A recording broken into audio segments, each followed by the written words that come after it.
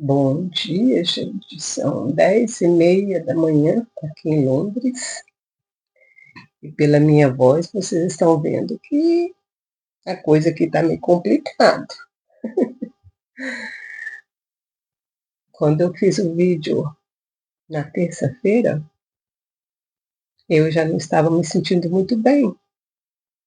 Mas eu pensei que seria alguma coisa passageira, né? Mas à medida que o dia foi passando, a coisa foi ficando pior. Eu fui me sentindo mais fraquinha. Não conseguia fazer as coisas, as pernas, o corpo doía demais. Eu disse, esse negócio aqui está parecendo uma gripe forte. Aí ontem foi quinta-feira, hoje é sexta-feira. Eu não sei que dia que é hoje, sexta-feira, eu acho que hoje são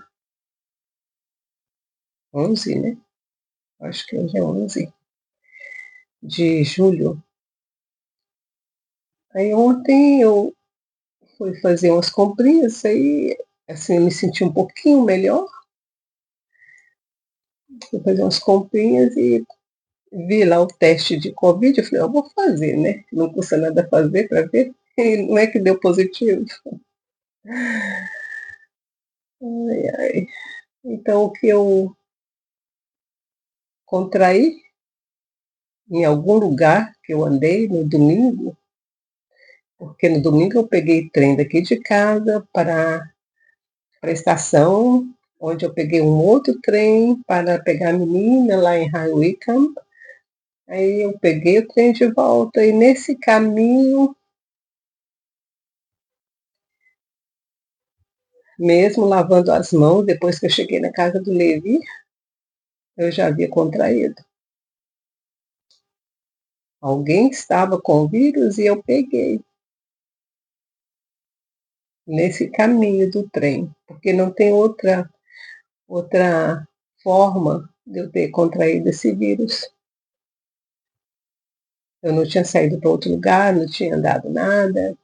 O único dia que eu saí foi aquele domingo.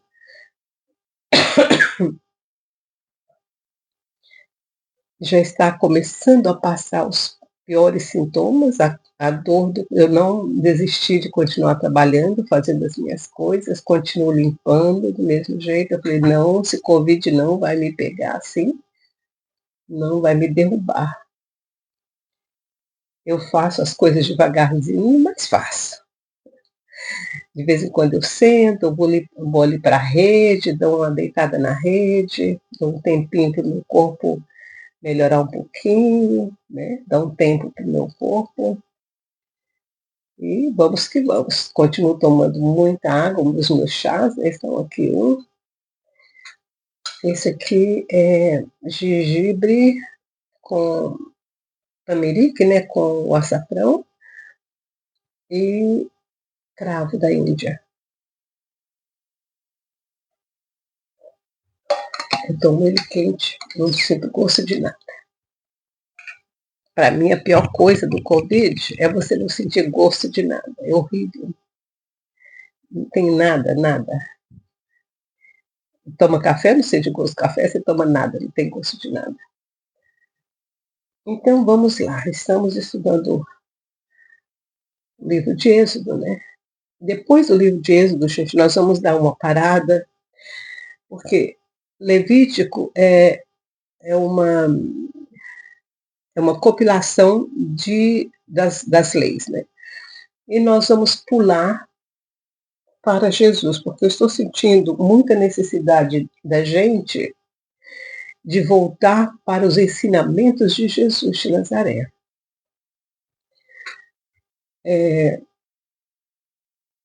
Uma coisa, não sei, vocês nunca meditaram sobre isso, nós vamos meditar agora sobre uma coisa muito interessante. Todo mundo fica admirado, né? E na época de Jesus também todo mundo ficou admirado quando Jesus foi fazer a sua apresentação no templo com 12 anos, todas as crianças, homens de Israel até hoje, eles têm o ritual da maturidade aos 12 anos, né? E Jesus também passou por isso e ele foi para Jerusalém aos 12 anos para fazer esse ritual. ser aceito como homem, né, na cultura hebraica. E todo mundo ficou muito admirado, porque Jesus, né, se perdeu lá no meio do povo, não voltou com seus pais, e foi aquela situação de 3 dias em que ele esteve no templo, e todo mundo admirado do conhecimento dele. Gente, uma criança de 12 anos, Jesus havia decorado todo o Torá. Ele sabia o Torá de cor. As leis, os profetas e os salmos. Uma das coisas que Jesus fazia sempre quando ele estava num problema difícil, ele nunca usava as palavras dele, ele usava o Torá.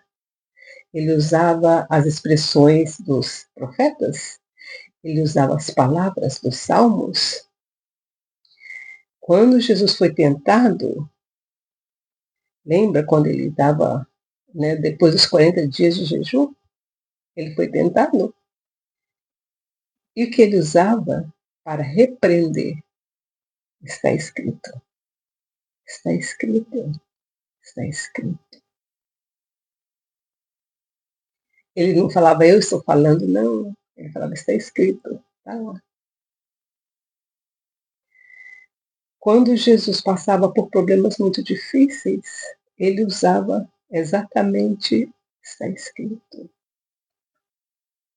Quando ele estava no Getsemane, quando ele estava sendo torturado e quando ele estava sendo crucificado, o que Jesus fez foi recitar os salmos o tempo todo. O tempo todo.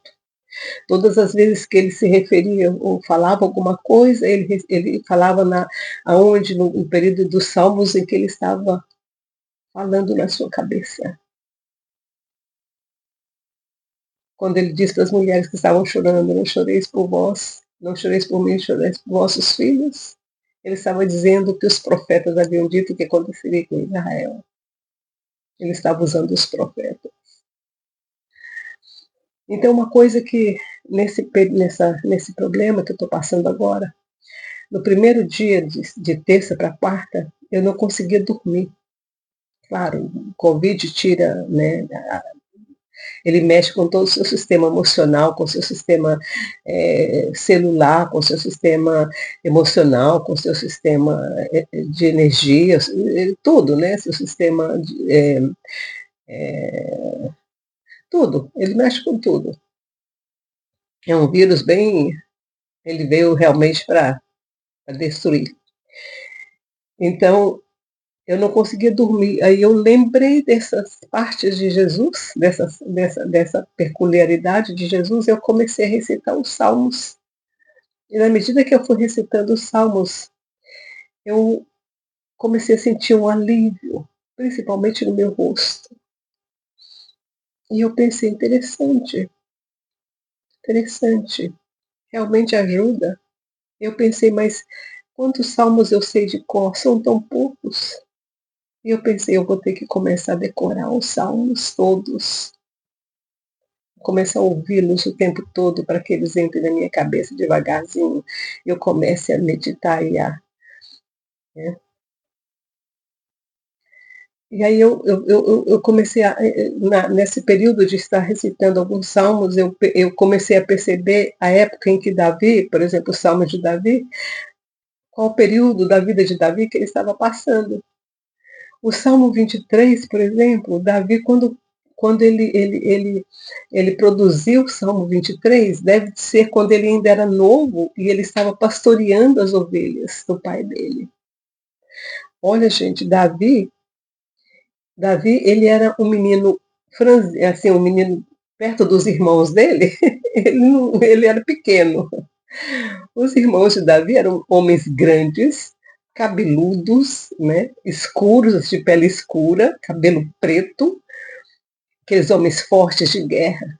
Davi, a palavra fala que ele era de aparência delicada. Davi, ele era loirinho do cabelo vermelho. Ele era ginger. ele era ruivo. O ruivo, normalmente, ele tem um olho ou meio amarelado, ou esverdeado, ou muito azul. Eu tenho a impressão que Davi devia ter um olho mais, assim, mais pro lado do amarelo, né? Um marrom amarelado, quase que esverdeado, uma coisa assim. Então, Davi era de uma aparência diferente dos irmãos dele, tanto é que o pai dele nunca imaginou, né? Mas, mesmo depois que ele foi ungido por Samuel, Davi voltou para as ovelhas. Aquilo não entrou no coração de Davi. Ele voltou a pastorear as ovelhas do pai. Eu acho que nesse período em que ele volta, ele cria o Salmo 23, porque ele fala: o Senhor é o meu pastor. Como ele era o pastor das ovelhas do pai dele, assim era o Senhor para ele. E aí ele cria aquele Salmo 23 na adolescência.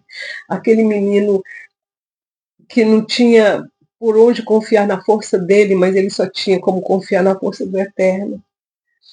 Gente, eu não trouxe nenhuma. Deixa eu pegar um tissue ali, peraí. Então, Davi, quando ele criou o Salmo 23, ele estava dizendo: sempre meu pastor e nada me faltará, como ele não deixava faltar nada para as ovelhas. Guia-me mansamente às águas tranquilas, como ele fazia com as ovelhas.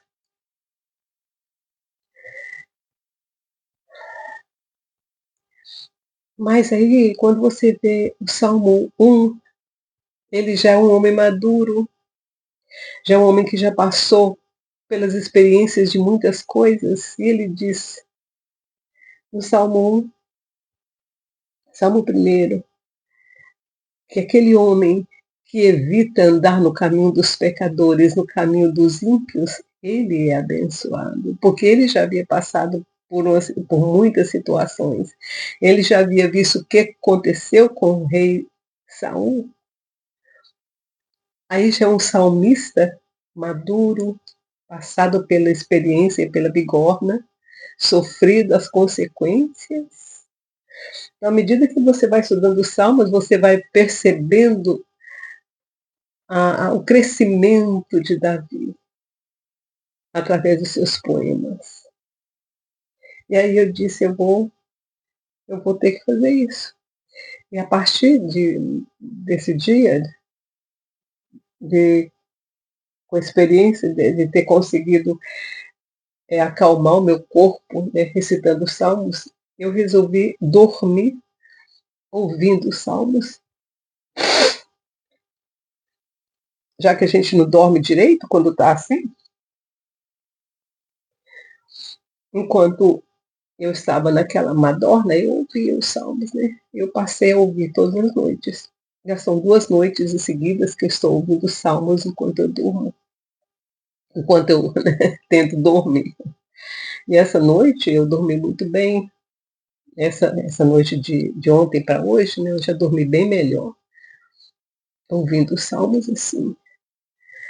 Eu estava prestando atenção agora de manhã, porque o computador repetiu 2 vezes. São 4 horas e pouco, né, para pegar do Salmo 1 até o 150. Então, quando eu acordei, já estava quase no final do 150, eu pensei: nossa, então ele repetiu, né? O computador mesmo repetiu os salmos. Ele fez 2 vezes enquanto eu dormia, e de manhã estava ouvindo os últimos salmos, e durante a noite eu tinha ouvido alguns, né? Falando do sofrimento, de tudo, que os inimigos cercando, aquela coisa toda. Já não são salmos mais de Davi, né? Os últimos salmos, dos 75 para frente, já são salmos de levitas, né? Que já passaram pela Babilônia, alguns já tinham passado pelo sofrimento da destruição de Jerusalém. Então, tem muitos salmos ali, já no final, os últimos salmos é assim. Mas o que eu me impressionei muito agora de manhã foi dos salmos 145 até os 150, que são salmos de louvor. Salmos de louvor, de engrandecimento, são salmos de adoração ao Eterno. Eu achei tão lindo desses salmos. Eu nunca tinha prestado tanta atenção como estou prestando atenção nesses salmos agora. Então é uma coisa que eu aconselho vocês a fazerem, se vocês têm condições, né? Porque no Brasil eu não sei como é que funciona a internet. Parece que vocês pagam pelo uso de vocês, né? Aqui não é assim, a gente paga uma taxa e você pode usar o tanto que você quiser. Não tem limite, né? A nossa internet aqui não tem limite de usagem. Então, para a gente é muito fácil. Por isso que eu posso passar a noite inteirinha, o dia inteirinho, ouvindo, que não vai fazer diferença, sabe? Eu não sei como é que aí funciona no Brasil, mas se vocês têm uma internet que não tem limites também, dá para vocês fazerem isso enquanto vocês dormem. A palavra diz que enquanto eu dormi, meu coração velava. Tá? E é uma verdade. O seu corpo está dormindo, mas o seu espírito não está. A sua mente também não dorme. Tanto é que você sonha. Então, enquanto o seu corpo dorme, alimente seu espírito, alimente a sua alma com a palavra. Faz isso. Vocês vão ver a diferença. Vamos ver, eu não sei quantos versículos tem esse capítulo. Não são muitos, não. Então vamos lá, capítulo 14 do livro de Êxodo. Depois que nós terminarmos Êxodo, então nós vamos para Jesus de Nazaré, viu? Ainda vai demorar um pouquinho, porque são 40, né? Então ainda tem muitos dias pela frente, mas quando nós formos, nós vamos falar. Eu tenho alguns outros livros que contém mais discursos de Jesus, e nós vamos usá-los todos. Vocês vão ficar admirados. Eita, homem. Então vamos lá. Capítulo 14. Deus anuncia a ruína dos egípcios. Então disse o Senhor a Moisés: diz aos filhos de Israel que voltem e se acampem junto a Pi-Hahirote, entre Migdol e o mar. Assentareis o acampamento junto ao mar, diante de Baal-Zephon. Eles tinham ido, né, para, como que é o nome do lugar lá que eu já esqueci? Para aquele monte, né?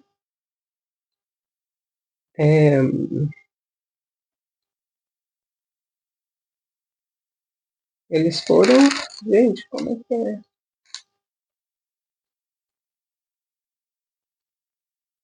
Sucote, né? Eles foram para Sucote. Mas aí o Senhor disse: sai de Sucote. Deixa eu ver aqui. Sai de Sucote e vai para Migdol. Vai lá para cima, o mar, que seria o mar Mediterrâneo. O Senhor estava dizendo para eles.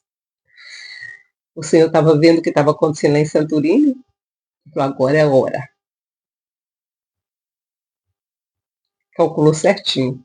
O Eterno calculou certinho o tempo que o povo ia caminhar, sair de Sucote e ir lá para Behairot, entre Migdol e o mar. Assentarei seu acampamento junto ao mar, diante de Baal-Zephon.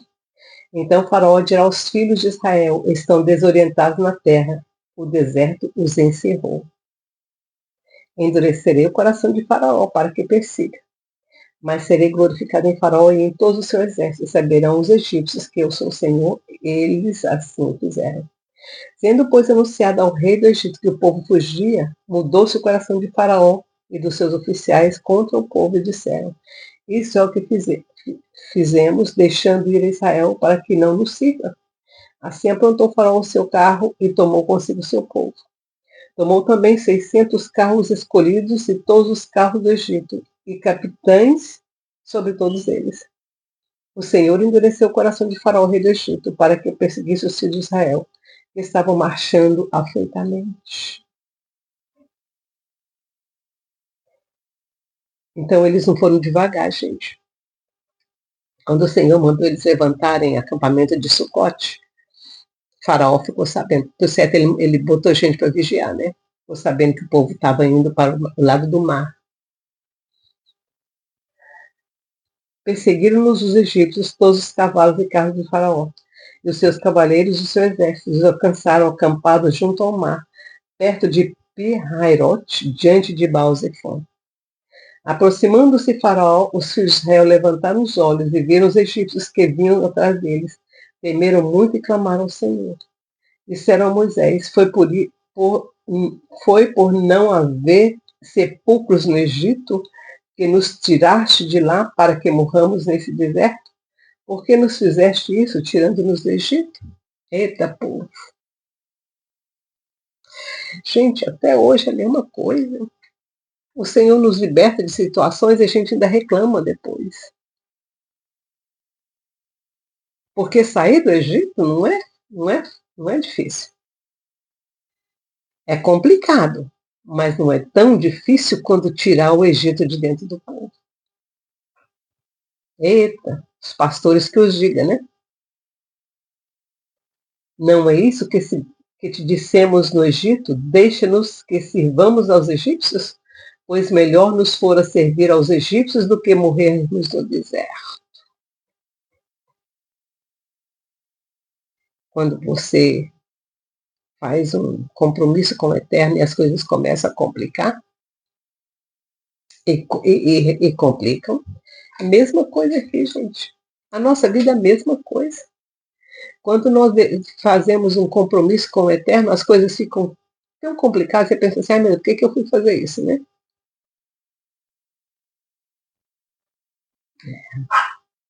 Mas o deserto é que nos liberta do Egito. É que tira do nosso coração as panelas gordas do Egito.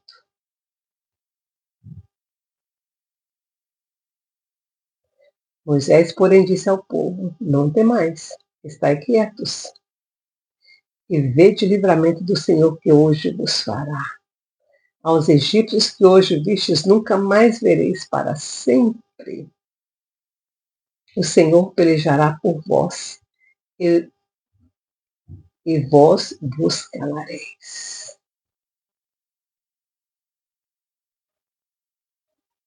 Olha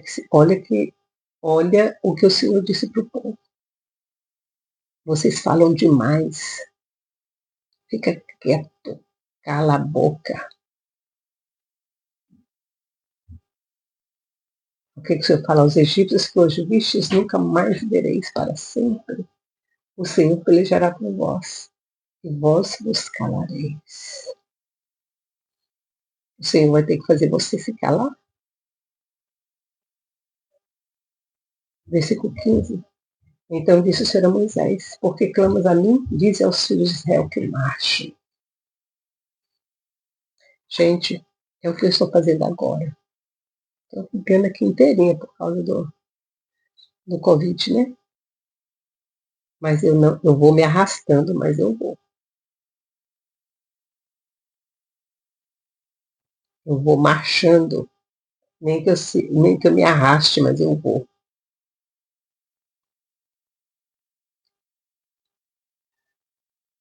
E tu levanta a tua vara, estende a tua mão sobre o mar e divide para que os filhos de Israel passem pelo meio do mar em seco. Isso aqui foi um ritual que o Senhor mandou Moisés fazer, porque o Senhor já sabia o que ele ia fazer. Eu estava trazendo tsunami. Quando o tsunami vem, a primeira coisa que faz, quando aquela ilha inteirinha, quase que inteira, 80% dela caiu no mar, o que aconteceu? O mar fez um refluxo, puxou tudinho. E naquele que puxou, ele disse, agora manda o povo atravessar.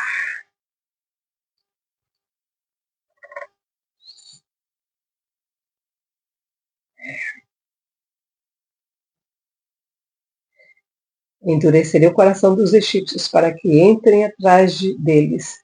Serei glorificado em Faraó e todo o seu exército, nos seus carros e nos seus cavaleiros.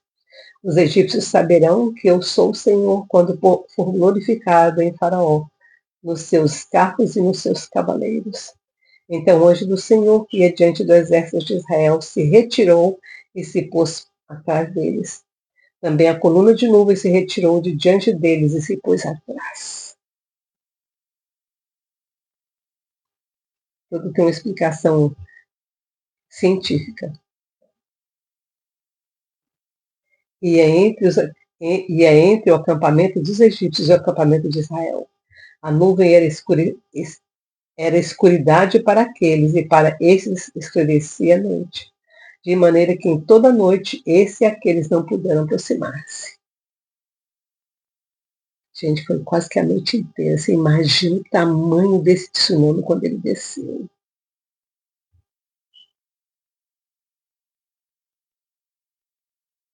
Entre os acampamentos egípcios e os acampamentos de Israel. A nuvem era escuridade para aqueles, e para esses esclarecia a noite. De maneira que em toda a noite este e aquele não puderam aproximar-se. Então Moisés estendeu a mão sobre o mar, e o Senhor fez retirar-se o mar para um forte vento oriental. Toda aquela noite fez do mar terra seca, e as águas foram divididas.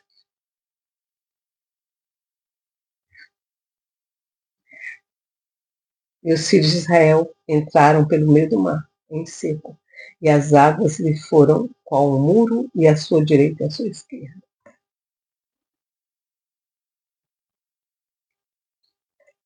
Levou, né?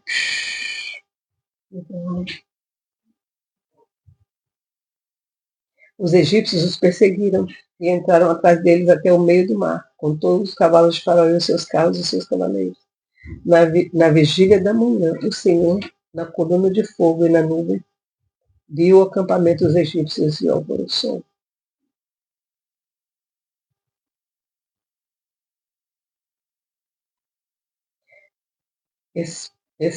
Esperrou-lhes as rodas dos carros e fez-los andar dificultosamente. Então disseram os egípcios: fujamos da presença de Israel. O Senhor peleja por eles contra os egípcios.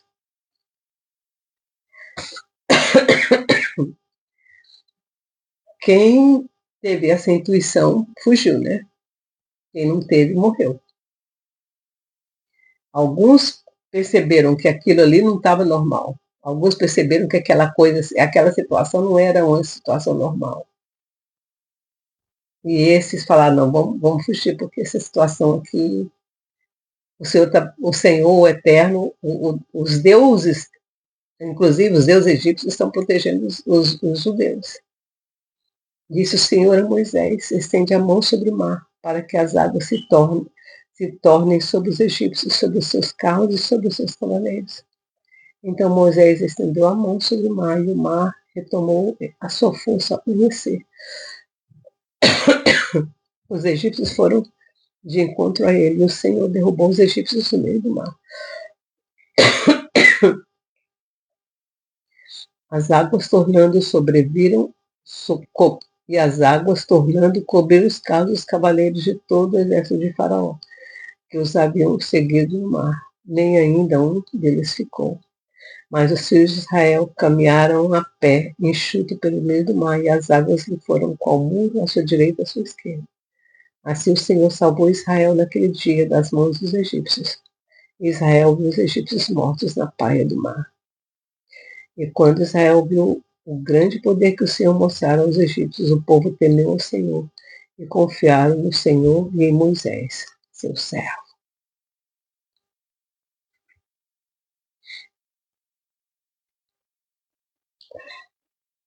A única coisa que eu espero é que o Senhor não tenha que fazer coisas assim para que o Egito saia do seu coração.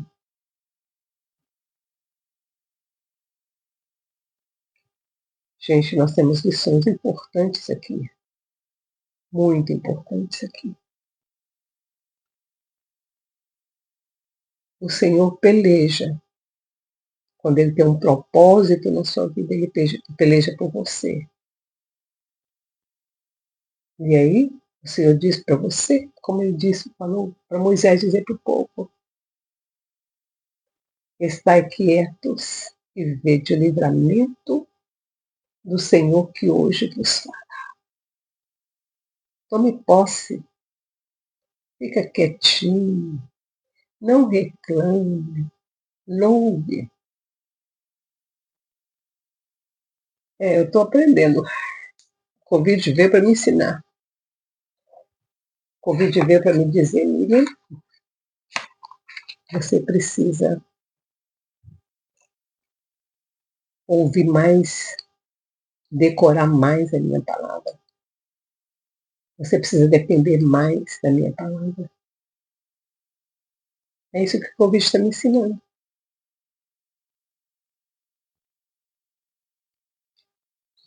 Eu fiz o teste, comprei o teste, fiz o teste. E lá positivo.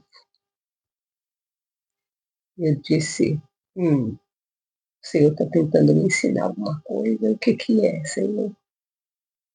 E durante a noite, ele me falou, você quer ser parecida com Jesus de Nazaré? Então, memoriza os salmos, memoriza a minha palavra, os profetas, memoriza aquele que Jesus ensinou.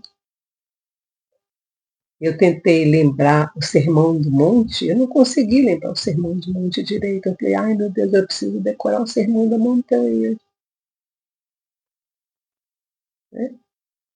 Nós vamos estudar isso depois que nós terminarmos Êxodo. Nós vamos estudar todos os discursos de Jesus de Nazaré, inclusive os que não estão na palavra, tá? Não foram colocados aqui na coletânea que eles escolheram, mas tem outros que também escreveram, fizeram seus testamentos. Nós vamos estudá-los todos. Tá? Fiquem com Deus, tenham um bom dia. Todo mundo no Brasil. Tchau, tchau.